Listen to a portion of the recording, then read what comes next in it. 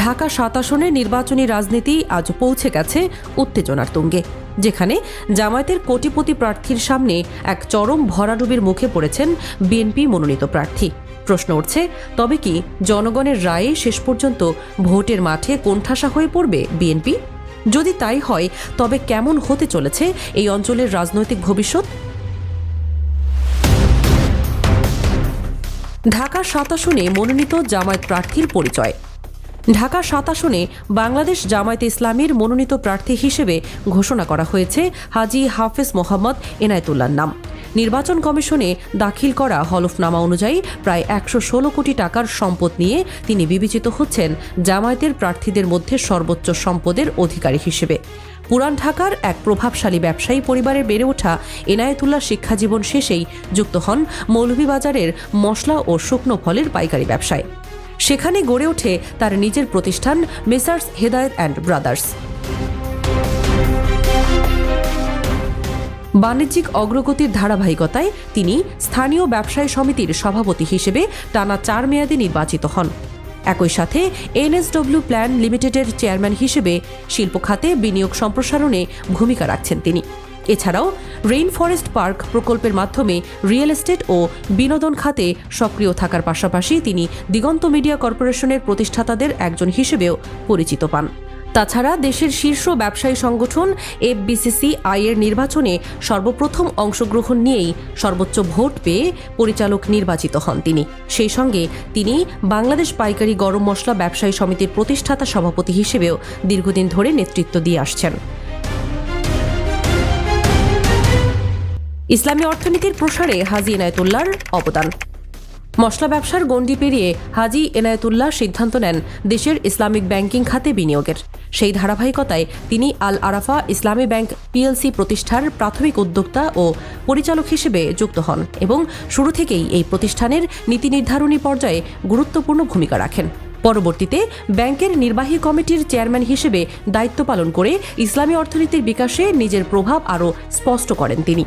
দীর্ঘ সময় ধরে যে কোনো গুরুত্বপূর্ণ সিদ্ধান্ত গ্রহণে তার মতামত ব্যাংকের নীতিগত কাঠামোকে যথেষ্ট প্রভাবিত করেছে। আর্থিক খাতের পাশাপাশি শিক্ষা খাতেও তিনি সমান মনোযোগ দেন। প্রতিষ্ঠা করেন আল আরাফা ইসলামী ইন্টারন্যাশনাল স্কুল অ্যান্ড কলেজ, যেখানে বর্তমানে তিনি দায়িত্ব পালন করছেন এখানকার প্রতিষ্ঠাকালীন চেয়ারম্যান হিসেবে। আধুনিক ও মানসম্মত শিক্ষার মাধ্যমে আদর্শ ও দক্ষ প্রজন্ম গড়ে তোলাই এই উদ্যোগের মূল লক্ষ্য।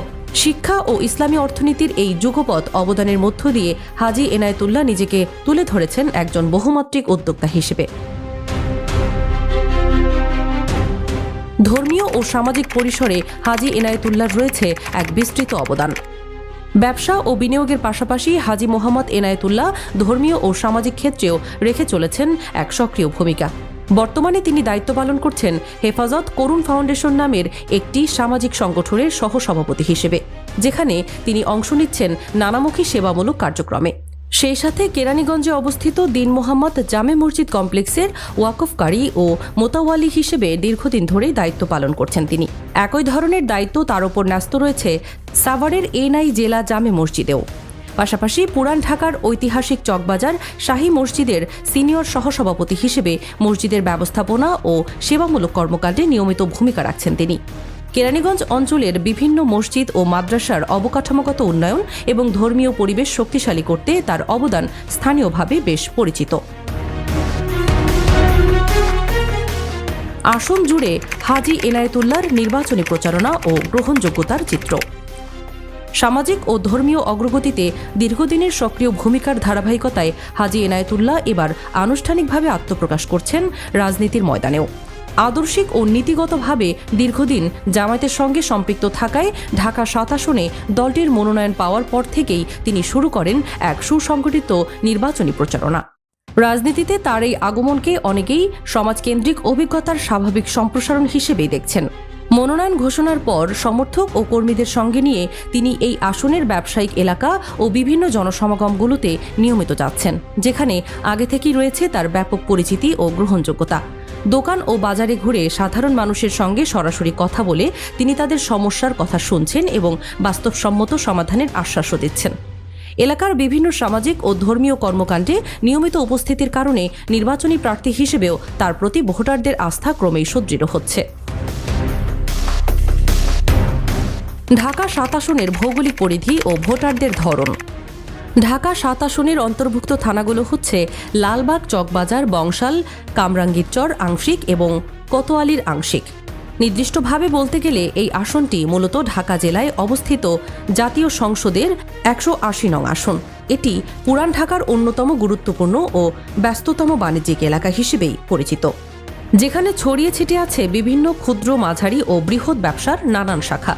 রেকর্ড অনুযায়ী এ আসনের মোট ভোটার সংখ্যা ৩,৪৩,১২৯ জন, যার মধ্যে পুরুষ ভোটার ১,৮০,৬৫০ জন এবং নারী ভোটার ১,৬২,৪৭৮ জন। এই আসনের ভোটারদের একটি বড় অংশ সক্রিয় আছে পাইকারি ব্যবসা, কাপড়, মশলা, ইলেকট্রনিক পণ্য এবং অন্যান্য ছোট বড় বাণিজ্যের সাথে। পুরান ঢাকার এই এলাকায় ব্যবসায়ীরা সামাজিক ও অর্থনৈতিকভাবে বিশেষভাবে প্রভাবশালী, যা এর আগেও নির্বাচনী ফলাফলে রেখেছে নানামুখী প্রভাব। এছাড়া ভোটাররা স্থানীয় অবকাঠামো, জলাবদ্ধতা নিরসন, যানজট নিয়ন্ত্রণ এবং নিরাপদ ও বাসযোগ্য পরিবেশ নিশ্চিত করার প্রতি গুরুত্বারোপ করেন। ফলে এই আসনে নির্বাচনী প্রচারণায় প্রার্থীদের কাছে শুধুমাত্র রাজনৈতিক দিক নয়, বরং সামাজিক ও অর্থনৈতিক বোঝাপড়াও অত্যন্ত গুরুত্বপূর্ণ হয়ে দাঁড়িয়েছে। জামায়াতের কোটিপতি প্রার্থীর সামনে বিপদে পড়তে পারেন বিএনপি প্রার্থী। এবারের নির্বাচনে জামায়াতের প্রার্থী হাজী মোহাম্মদ এনায়েতুল্লাহ বিবেচিত হচ্ছেন ঢাকা ৭ আসনের অন্যতম একজন প্রভাবশালী ও স্বতন্ত্র ব্যক্তিত্ব হিসেবে। ব্যাংকিং, শিক্ষা, মিডিয়া ও রিয়েল এস্টেট সহ বিভিন্ন খাতে বিনিয়োগ তাকে ইতোমধ্যেই প্রতিষ্ঠিত করেছেন একজন স্বনামধন্য ব্যবসায়ী ও শক্তিশালী উদ্যোক্তা হিসেবে। এই বহুমুখী প্রভাবের কারণে এলাকা জুড়ে বিশেষ করে ব্যবসায়িক মহলে তার গ্রহণযোগ্যতা অত্যন্ত দৃঢ়। নির্বাচনী হলফনামায় দেখা যায় তার নামে শটগান, রিভলভার এবং রাইফেল সহ একাধিক লাইসেন্সপ্রাপ্ত অস্ত্র রয়েছে। এসব অস্ত্র রাখা হয়েছে মূলত তার ব্যক্তিগত নিরাপত্তা নিশ্চিত করার জন্য। এর থেকে বোঝা যায় তার প্রভাব প্রতিপত্তি এরই মধ্যে পৌঁছে গেছে সফলতার চূড়ায়। এছাড়া তার সামাজিক ও ধর্মীয় কর্মকাণ্ড এই এলাকার মানুষের মধ্যে ফেলেছে এক ইতিবাচক প্রভাব। সংশ্লিষ্টদের মতে ব্যবসায়িক ও সামাজিক নেটওয়ার্কের কারণে তার জনপ্রিয়তা ভোটারদের মধ্যে ক্রমেই বাড়ছে। এছাড়া ঢাকা ৭ আসনের ঐতিহ্যগত ব্যবসায়িক ঘনত্ব তার অবস্থানকে করে তুলেছে আরও শক্তিশালী, যা অন্যান্য প্রার্থী বিশেষ করে বিএনপির তুলনায় অনেকটাই বেশি।